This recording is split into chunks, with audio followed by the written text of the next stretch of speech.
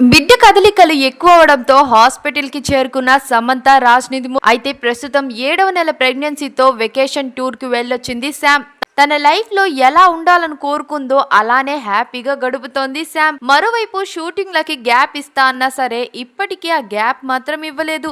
తన వర్క్ ని ఇప్పటికీ కంటిన్యూ చేస్తూనే ఉంది. అయితే సమంత తన బిడ్డల విషయంలో ఎలాంటి రాజీ పడడం లేదు.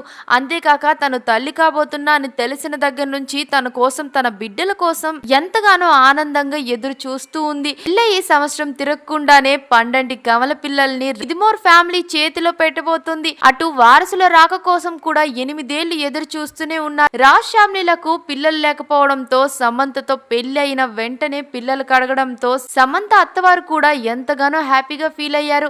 ఈ విషయాన్ని ఎన్నో ఇంటర్వ్యూస్ లో కూడా చెప్పుకొచ్చారు రాజ్ మదర్. అయితే ఇదంతా పక్కన పెడితే ఎంతో ఫిట్నెస్ ని మెయింటైన్ చేసే శామ్ ప్రెగ్నెన్సీ రావడంతో సడన్ గా ఉబ్బిపోయినట్టు అయిపోయింది. అంతేకాక ప్రస్తుతం 7వ నెల కాబట్టి మదర్ అవ్వడం అనుకున్నంత ఈజీ కాదు, చాలా కష్టం. తల్లి అవ్వడంలో ఎంత ఆనందంగా ఉన్నానో అంతే కష్టపడుతున్నా అంటూ ఒక కొటేషన్ వీడియోని కూడా షేర్ చేసింది శామ్. అంతేకాక తన కాళ్ళు ఉబ్బిపోయినట్టు ఫోటోని కూడా షేర్ చేసుకొచ్చింది.